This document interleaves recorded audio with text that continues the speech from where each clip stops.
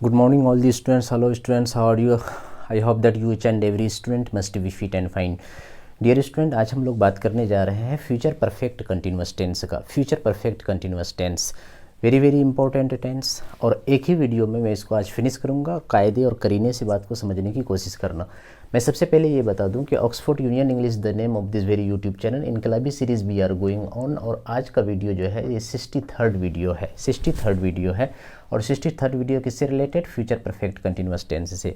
सबसे पहले इसको समझने की कोशिश करते हैं कि फ्यूचर परफेक्ट कंटिन्यूअस टेंस है क्या, और उसका आइडेंटिफिकेशन सबसे पहले समझते हैं कि एक सब्जेक्ट होगा यानी कर्ता होगा, और वर्ब की शक्ल कैसा होगा इस टेंस में, कैसे पहचानेंगे कि ये present perfect future perfect continuous tense है। उसका आखिर में रहेगा ता रहेगा, ते रहेंगे, ती रहेगी। ठीक है, यहाँ तक समझ गए? क्लियर बच्चों? अब कोई बच्चा सवाल ये पूछ सकता है कि सर फ्यूचर इम्परफेक्ट टेंस में भी तो यही पहचान था। तो बिल्कुल हाँ, यही पहचान था, लेकिन इसमें फ़र्क है बच्चा कि जैसे मैं तुमको परेशान करता रहूँगा तो I shall be disturbing you, लेकिन इसमें क्या रहेगा बच्चे कि सेम पहचान आइडेंटिफिकेशन यही रहेगा, लेकिन एक फ़र्क ये होगा कि उसमें टाइम डिनोटिंग वर्ड नहीं था, TDW नहीं था, इसमें TDW होगा। TDW का मतलब टाइम डिनोटिंग वर्ड, एक वक्त दिया हुआ रहेगा। ठीक है ना, कि 5 घंटे तक, 6 घंटे तक मैं तुमको परेशान करता रहूँगा तो I shall be disturbing you, लेकिन मैं तुमको 2 घंटा तक परेशान करता रहूँगा तो I shall have been disturbing you for 2 hours. मतलब ये हुआ कि यहाँ 2 घंटे तक मैं तुमको परेशान करता रहूँगा, तो ये टाइम डिनोटिंग वर्ड आ करके इसके ख़ानदान को बदल देता। यानी पहले था कि मैं तुमको परेशान करता रहूँगा, तो वो फ्यूचर कंटिन्यूअस टेंस था, लेकिन इसमें मैं तुमको परेशान करता रहूँगा 2 घंटे से ये टाइम डिनोटिंग शब्द आ गया, तो अब वो फ्यूचर कंटिन्यूअस टेंस नहीं रह करके फ्यूचर परफेक्ट कंटिन्यूअस टेंस हो गया। तो पता ये चला बच्चों कि फ्यूचर परफेक्ट कंटिन्यूअस टेंस का भी आइडेंटिफिकेशन वही होगा जो फ्यूचर कंटिन्यूअस टेंस का होता है, लेकिन फ़र्क क्या है कि इसमें टाइम डिनोटिंग वर्ड रहेगा, और चूंकि टाइम डिनोटिंग वर्ड रहेगा इसीलिए इसका स्ट्रक्चर में भी फ़र्क होगा। तो फ्यूचर कंटिन्यूअस टेंस का स्ट्रक्चर था सब्जेक्ट प्लस सेल बी या will be plus V four plus object plus rest, लेकिन इसका स्ट्रक्चर देखो बच्चे, ध्यान से रखना। Structure is very very important. You will have to put in your brain first is the structure. तो structure इसका क्या होगा फ्यूचर परफेक्ट कंटिन्यूअस टेंस का, कि सबसे पहले सब्जेक्ट होगा, उसके बाद सेल हैव बिन का प्रयोग होगा। विल हैव बिन या शेल हैव बिन, दोनों में से किसी एक का करेंगे, और किसी भी पर्सन के साथ करेंगे। सब्जेक्ट शेल हैव बिन या विल हैव बिन, और उसके बाद V4 का इस्तेमाल करेंगे, उसके बाद ऑब्जेक्ट का इस्तेमाल करेंगे। और चूंकि इसमें टाइम डिनोटिंग वर्ड होता है तो टाइम डिनोटिंग के लिए सिंस और फॉर का इस्तेमाल होगा, और उसके बाद TDW। ठीक है बच्चे, सिंस और फॉर का बहुत सारी किताबों में या फिर बहुत सारे लोग बोलते हैं कि इस टेंस में सिंस का इस्तेमाल नहीं होता है, कुछ लोग बोलते हैं, लेकिन वो माइकल स्वान या फिर हाई लेवल का जो जोफ्री लीच जॉन स्वार्टी की ग्रामर नहीं पढ़ा है, तो इसीलिए मतलब बच्चों याद रखना कि इस टेंस में सिंस और फॉर का इस्तेमाल इस टेंस में भी होता है। यानी सिंस का तो फॉर का तो होता ही है, और सिंस का भी होता है। सिर्फ यही नहीं बल्कि फ्रॉम का भी प्रयोग इस टेंस में होता है, और ये भी नहीं बल्कि थ्रू आउट का भी इस्तेमाल होता है। तो सिंपली आप स्ट्रक्चर को याद रखें कि सब्जेक्ट होगा शेल हैव बिन या विल हैव बिन, उसके बाद V4 का इस्तेमाल होगा, और ऑब्जेक्ट उसके बाद सिंस या फॉर का प्रयोग होगा, कहीं कहीं फ्रॉम का प्रयोग होगा, और उसके बाद जो ये सिंस और फॉर के बाद ये जो TDW है, यही TDW यानी टाइम डिनोटिंग वर्ड, समय सूचक शब्द रहेगा। तो एग्जाम्पल देखते हैं हम लोग कि मैं तुम्हारा इंतज़ार 4 घंटे तक करूँगा। अगर ऐसा रहता कि मैं तुम्हारा 4 घंटे तक करूँगा का मतलब यहाँ ये हुआ बच्चों कि मैं तुम्हारा इंतज़ार 4 घंटे तक करूँगा का मतलब हुआ कि मैं तुम्हारा इंतज़ार 4 घंटे तक करता रहूँगा। कहीं ना कहीं यहाँ पर करता रहूँगा ये छिपा हुआ है मतलब कहने का। तो बोलचाल की भाषा में हम लोग सिंपली यही बोल देते हैं कि मैं तुम्हारा इंतज़ार 4 घंटे तक करूँगा का मतलब यहाँ ये पर हुआ कि करता रहूँगा। तो कहीं ना कहीं ता रहूँगा है, ये आना चाहिए। ठीक है, तो इस तरीके से इसका ट्रांसलेशन क्या होगा बच्चे कि सबसे पहले सब्जेक्ट मैं, ठीक है, उसके बाद फार्मूला है आई सेल हैव बिन, तो सेल हैव बिन का इस्तेमाल हुआ। और इंतज़ार करना का अंग्रेजी होता है वेट, और वेट का V4 क्या होगा जी? वेटिंग। और उसके बाद किसका? तो तुम्हारा यू। लेकिन हमेशा याद रखना कि वेट के बाद अगर कोई ऑब्जेक्ट आ जाता है जिसका बीच में प्रीपोजिशन फॉर का इस्तेमाल होता है, यहाँ पर ये फॉर प्रीपोजिशन के लिए आया है। तो इस तरीके से क्या हो गया? आई shall have been waiting for you. अब उसके बाद टाइम डिनोटिंग वर्ड दिया हुआ है 4 घंटे से, तो 4 आवर्स बस हो गया।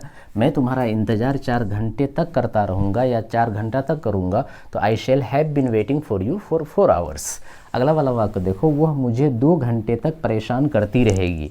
वह मुझे 2 घंटा तक परेशान करती रहेगी, तो वह मुझे परेशान करती रहेगी, तो she shall have been disturbing, she shall have been disturbing, और किसको जी, मुझे, तो she shall have been disturbing me, और 2 घंटे तक, तो फॉर 2 आवर्स हो गया, ये टाइम डिनोटिंग वर्ड था इसीलिए फॉर का इस्तेमाल हो गया। उसी तरीके से अगला वाक्य को देखो बच्चों, को तुम्हारी मम्मी तुम्हारा इंतज़ार कल सुबह से करती रहेगी। तो सबसे पहले कि तुम्हारी मम्मी इंतज़ार करती रहेगी, तुम्हारी मम्मी इंतज़ार करती रहेगी, तो your mother shall have been waiting, ठीक है, और किसका, तो तुम्हारा, तो फॉर यू यहाँ पर, कि your mother shall have been waiting for you. अब क्या दिया हुआ है बच्चे कि कल सुबह से, कल सुबह से, ये पॉइंट ऑफ टाइम दिया हुआ है, इसीलिए यहाँ पर सिंस का इस्तेमाल होगा। और पॉइंट ऑफ टाइम और पीरियड ऑफ टाइम, यानी बताए थे कि पीरियड ऑफ टाइम के लिए फॉर का इस्तेमाल करते हैं, पॉइंट ऑफ टाइम के लिए सिंस का इस्तेमाल करते हैं। और पॉइंट ऑफ टाइम किसको कहते हैं, पॉइंट ऑफ टाइम और पीरियड ऑफ टाइम किसे कहते हैं, ये पिछले वाले वीडियो में मैं समझा चुका हूँ। तो इस तरीके से कल सुबह से का अंग्रेजी होगा सिंस येस्टरडे, सॉरी एक मिनट, कल सुबह से, तो कल सुबह से का अंग्रेजी, क्योंकि ये फ्यूचर टेंस है इसीलिए क्या हो जाएगा बच्चों, since tomorrow morning, since tomorrow morning. तो इस तरीके से तुम्हारी मम्मी तुम्हारा इंतज़ार कल सुबह से करती रहेगी। तो फाइनल सेंटेंस हुआ your mother shall have been waiting for you since tomorrow morning, since tomorrow morning, ठीक है ना बच्चों। तो अब देखो एक सेंटेंस है कि वह लड़की मेरे खिलाफ 1 घंटा तक बोलती रहेगी। तो वह लड़की बोलती रहेगी, ठीक है, बोलती रहेगी, तो देखो ती रहेगी ते रहेंगे आ गया, तो वह लड़की बोलती रहेगी, तो that girl shall have been speaking, वह लड़की बोलती रहेगी, और क्या, ये रेस्ट है मेरे खिलाफ, तो अगेंस्ट मी, और कब तक, ये टाइम डिनोटिंग वर्ड दिया हुआ है 1 घंटे तक, तो फॉर 1 आवर। तो फाइनली क्या हुआ बच्चे कि वह लड़की मेरे खिलाफ 1 घंटा तक बोलती रहेगी, तो that girl shall have been speaking against me for 1 hour. अच्छा, अगर ऐसा रहे कि वह लड़का 1 घंटा तक भाषण देता रहेगा, तो क्या बोलेंगे, that boy shall have been delivering speech for 1 hour, ठीक है ना। तो इस तरीके से so many sentences can be framed taking the support of this very structure. This structure is very very important dear student, you must pay special attention and you must put in your brain for ever, and on the basis of this very structure so many sentences can easily be framed by you if you are really a very attentive student. Then so you mustn't be reluctant, you will have to be attentive. Only attentive student can do something special in his life. तो so you must pay special attention. तो अब यहाँ पर देखो वो लड़की मेरे खिलाफ 1 घंटा तक बोलती रहेगी, तो that girl shall have been speaking against me for 1 hour. अगर ऐसा रहे बच्चे कि इसी का अगर हम नेगेटिव बनाए, वो लड़की 1 घंटा तक मेरे खिलाफ नहीं बोलती रहेगी, तो that girl shan't have been, shall not को क्या कर देंगे, नेगेटिव है, तो shan't have been speaking against me for 1 hour. अच्छा, अगर इंट्रोगेटिव रहे, इसको इंटेरोगेटिव यानी सवाल पूछें, क्या वो लड़की मेरे खिलाफ 1 घंटा तक बोलते रहेगी, तो क्या हो जाएगा बच्चे, शेल शुरू में आ जाएगा, shall that girl have been speaking against me for 1 hour. अगर ऐसा रहे कि इंटेरोगेटिव में भी नेगेटिव, ये तो इंटेरोगेटिव हुआ, ये नेगेटिव हुआ, ये तो अफर्मेटिव था। अब आओ इस पर कि इंटेरोगेटिव में भी नेगेटिव घुस जाता है, तो उसको बोलते हैं इंटेरोनेगेटिव। अगर इंटेरोनेगेटिव सेंटेंस आ जाए, जैसे कि क्या वो लड़की मेरे खिलाफ 1 घंटा तक नहीं बोलते रहे, क्या वो लड़की मेरे खिलाफ 1 घंटा तक नहीं बोलते रहेगी, तब क्या हो जाएगा बच्चों कि shan't that girl have been speaking against me for 1 hour, shan't that girl have been speaking against me for 1 hour. अब अगला वाला देखो बच्चे, ये तो हो गया। अब अगर WH आ जाए, WH इंटरोगेटिव सेंटेंस आ जाए, क्यों वो लड़की मेरे खिलाफ 1 घंटा तक बोलते रहेगी, मैं क्या किया हूँ उसका, तो क्यों वो लड़की मेरे खिलाफ 1 घंटा तक बोलते रहेगी, तो क्या हो जाएगा बच्चों, why shall that girl have been speaking against me for 1 hour. Why shall, यहाँ देखो क्या लिखा हुआ है, वाई उसके बाद शेल, तो why shall that girl have been speaking against me for 1 hour. तो ये हो गया। उसी तरीके से अगर ऐसा रहे कि इंटेरोगेटिव में भी नेगेटिव घुस जाए, इंटेरोगेटिव में भी नेगेटिव, यानी WH का इंटेरोगेटिव में भी नेगेटिव घुस जाए कि क्यों वो लड़की मेरे खिलाफ 1 घंटा तक नहीं बोलते रहेगी, तब क्या हो जाएगा बच्चों, why shan't that girl have been speaking against me for 1 hour. क्या हो गया, why shan't that girl have been speaking against me for 1 hour. तो आई होप दैट कि you each and every student must have understood it well.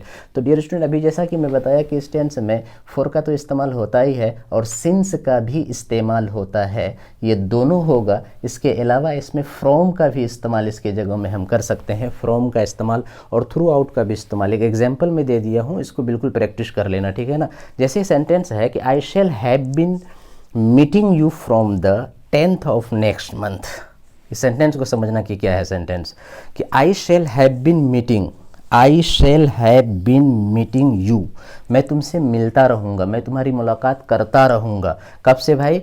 अगले महीने के 10 तारीख से मैं फ्री हो जाऊंगा, अगले महीने के 10 तारीख तक, तो वो अगले महीने के 10 तारीख से मैं तुमसे मुलाकात करता रहूँगा, मैं तुमसे मिलता रहूँगा। तो I shall have been meeting you कब से भाई? तो अगले महीने के 10 तारीख से, from the 10th of next month, from the 10th of next month. तो देखो यहाँ पर फ्रॉम का इस्तेमाल हुआ है, यहाँ पर सिंस या फॉर का इस्तेमाल नहीं करेंगे। उसी तरह से अगला वाक्य देखो कि कोई लड़की है वो पूरी ज़िंदगी मुझे याद करती रहेगी, कोई लड़की है वो पूरी ज़िंदगी मुझे याद करती रहेगी, तो बोलेंगे वह लड़की मुझे, वह लड़की मुझे, यानी वह कोई एक लड़की है, बोलेंगे वह मतलब किसी, मैं डेमोन्स्ट्रेटिव प्रोनाउन का इस्तेमाल नहीं कर रहा हूँ, सिर्फ वह कोई लड़की है, वह मुझे पूरी ज़िंदगी याद करती रहेगी। तो क्या होगा बच्चे कि she will have been remembering me, वो मुझे याद करती रहेगी थ्रू आउट हर लाइफ, अपनी पूरी ज़िंदगी, यानी ज़िंदगी भर। तो देखो बच्चे यहाँ फ्रॉम नहीं हुआ, फॉर नहीं हुआ, सिंस नहीं हुआ, बल्कि थ्रू आउट का इस्तेमाल किए हैं। और सेंटेंस ए बिल्कुल 110% एक्यूरेट है। तो she will have been remembering me through her life time, वो पूरी ज़िंदगी मुझे याद करती रहेगी, मैं पूरी ज़िंदगी तुम लोगों को नसीहत करता रहूँगा। तो क्या होगा, जैसे एक एग्जाम्पल है, मैं पूरी ज़िंदगी तुम लोगों को नसीहत करता रहूँगा। तो I shall have been preaching you through out my life, मैं पूरी ज़िंदगी तुम लोगों को अंग्रेजी पढ़ाता रहूँगा। तो I shall have been teaching you English through out my life. Clear ना बच्चों? तो so many sentences can be framed dear student, और आप बच्चों को एकदम प्रैक्टिस करनी चाहिए। सबसे पहले एक सेंटेंस कोई लेना फ्यूचर परफेक्ट कंटिन्यूअस का, उसका 6 फॉर्म बनाने की कोशिश करना। जैसे ये दोनों वाक्य दिया हुआ है ना, I shall have been meeting you from the 10th of next month, और she will have been remembering me through her life. तो इसका 6 फॉर्म, जैसे मैं ए वाक्य का that girl shall have been speaking against me for 1 hour, तो इसका मैं 6 फॉर्म बनाया हूँ। ये दोनों वाक्य आप बच्चों के लिए है, ये दोनों का 6 फॉर्म बनाना और प्रैक्टिस करना बच्चे, एकदम सोचना कभी कभी तन्हाई में, बिल्कुल कहीं पर हम चल रहे हैं, कहीं पर बैठे हुए हैं, कहीं पर सोए हुए हैं, कोई एक सेंटेंस को सोचो और उस सेंटेंस को वो रहना चाहिए किसका, फ्यूचर परफेक्ट कंटिन्यूअस का। उसका पहले बना लो अफर्मेटिव सेंटेंस, अफर्मेटिव बना लिए, ठीक है। जैसे मान लो कि एक सेंटेंस में ऐसे सोचूंगा कि मैं हमेशा मैं पूरी ज़िंदगी गरीबों की सहायता करता रहूँगा, मैं पूरी ज़िंदगी गरीबों की मदद करता रहूँगा, मान लो। तो अब यही सेंटेंस में सोच लिया कि पूरी ज़िंदगी मैं गरीबों की मदद करता रहूँगा। तो आप बोलेंगे, इसको अंग्रेजी में पहले बनाएंगे क्योंकि अफर्मेटिव सेंटेंस है। तो आई शैल हैव बिन, क्या बोलेंगे, I shall have been helping the poor through out my life. एक सेंटेंस हो गया, I shall have been helping the poor through out my life. अब इसका नेगेटिव बनाएंगे, I shan't have been helping the poor through out my life. Shall I have been helping the poor through out my life, shan't have I been helping the poor through out my life. Why shall I have been helping the poor through out my life, why shan't I have been helping the poor through out my life.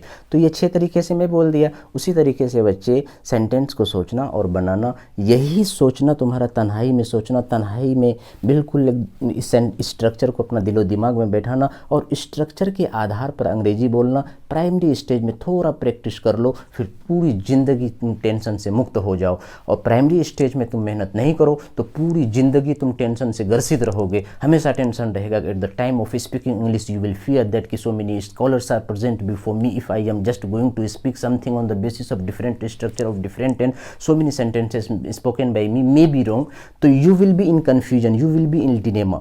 So you must be free from all type of confusion, free from all type of dilemma. So you must at the primary stage first do more and more practices, because practice only gives you perfection. Or in the process of learning any language of the world, dear student, you will have to do more and more practices. It is said by a greatest novelist of English language, Virginia Woolf. She says that if you have learnt any other language of the world, that means what, you have got a special soul again. That means what, कि special another soul again. तो अगर आप किसी ज़बान को सीखते हैं तो समझो कि आपको एक दूसरा आत्मा मिल गया है, एक दूसरा रूह मिल गया है आपको। तो ज़बान की ये इम्पोर्टेंस है डियर स्टूडेंट। जैसा कि बच्चे आज हम लोगों का टेंस फिनिश हो गया, कितना दिन हो गया था, ये कितना 63rd यानी 63वां वीडियो में आकर के हम लोगों का टेंस आज टेंस फिनिश हो गया। यानी प्रेजेंट इंडेफिनिट टेंस का मैं डेफिनेशन बताया था, टेंस होता क्या चीज़ है, टेंस का इंपॉर्टेंस क्या है, सारा टेंस को हम लोग कायदे और करीने से डिटेल से पढ़ लिए हैं। फिर अगर कभी कभी जो बहुत सारी बातें इंसान है, इंसान से to err is human to forgive is divine, कभी कुछ छूट गया होगा पढ़ाने के दरमियान में, तो मैं फिर मतलब जब मैं एक तरफ से चेक करूँगा तो फिर देखूँगा कहाँ कहाँ पर कौन सी इंपॉर्टेंट बातें रह गई है, तो मैं उसको किसी न किसी वीडियो में डालता रहूँगा। आप लोग एंजॉय करते रहोगे और अंग्रेजी सीखने के लिए इससे परफेक्ट चैनल कोई नहीं हो सकता है, maybe, but I hope that कि there is no any channel in YouTube up to now related to English language and literature कितना डिटेल में किसी चीज़ को बताता है। तो डियर स्टूडेंट, टेंस मैंने बताया था शुरू में जब टेंस स्टार्ट किया था, तो tense without sense is completely nonsense. Tense पढ़ते समय आपका सेंस नहीं है तो कम्प्लीटली नॉनसेंस, फालतू चीज़ें हैं। इसीलिए बच्चे हमेशा टेंस ट्रांसलेशन बनाते समय तुम्हारा सेंस एक्टिव होनी चाहिए, ठीक है। तो मैं सारे हत्तल इम्कान जहाँ तक एक इंसान से हो सकता है, एक टीचर अच्छे टीचर से हो सकता है, मैं हत्तल इम्कान कोशिश किया हूँ। अब तुम टेंस से रिलेटेड मार्केट में 1000 किताब आ जाए, सारी टेंस को कायदे से तुम जितना मैं यहाँ बताया हूँ सबको तुम पढ़ जाओ, नोट्स बना लो, उसके बाद तुम किसी भी किताब को पकड़ो, बनाओ, तुमको लगेगा ये बच्चे जस्ट लाइक अ चाइल्डिश प्ले, बच्चे का खेल है और नथिंग एल्स। तो इसीलिए डियर स्टूडेंट, सारे बच्चे से मैं उम्मीद करता हूँ कि अब हम लोग टाइम एंड टेंस पर घुसेंगे। लेकिन चूँकि बहुत बच्चों का रिक्वेस्ट है कि 12th का एग्ज़ाम होने वाला है शायद 15 फरवरी से बिहार बोर्ड का, तो जो सवाल अभी तक मोस्ट प्रोबेबल हैं, जो पूछे जाने का हाई चांसेस बनता है, तो मैं उन बच्चों के लिए, ताकि पूरे बिहार में बच्चे देखते हैं और कमेंट करते हैं, पिछले साल भी मैं हुआ था इसी तरीके से, तो मैं चाहता हूं कि सबसे पहले उन बच्चों के लिए 20-25 वीडियो बना दें, ताकि उन लोगों का एग्जामिनेशन में मिनिमम 80 to 90 मार्क्स अंग्रेजी, 100 मार्क्स का जो इंग्लिश है रेम्बो किताब है और फिर ग्रामर सेक्शन है, उसमें से जो मोस्ट प्रोबेबल है मैं 20-25 वीडियो में बना दूंगा, तो सारे बच्चों को सहूलत होगी।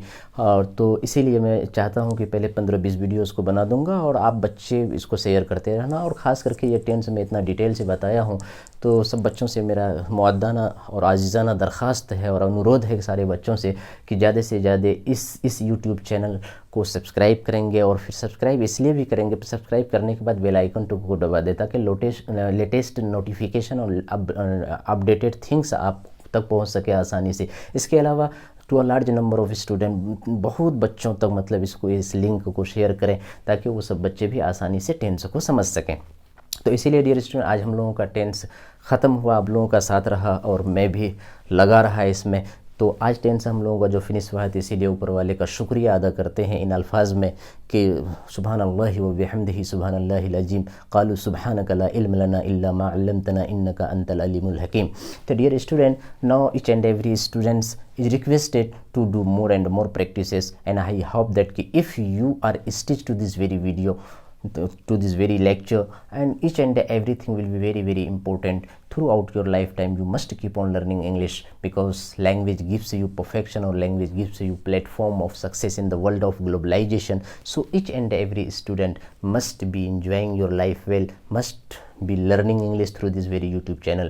Thank you very much. Now I would like to conclude the video of today citing one शेर ऑफ अल्लामा इकबाल कि दिल बदल सकते हैं, जज्बात बदल सकता है, दिल बदल सकते हैं, जज्बात बदल सकता है, मुल्क के फ़िक्र ख़यालात बदल सकते हैं, मुल्क के फ़िक्र ख़यालात बदल सकते हैं, और दौरे जदीद के दिन वो रात बदल सकते हैं। तुम बदल जाओ तो यारो हालात बदल सकते हैं। Thank you very much. Keep on learning English through this only YouTube channel, that is Oxford union English, run by A.R. Babul. Thank you very much. Keep on learning.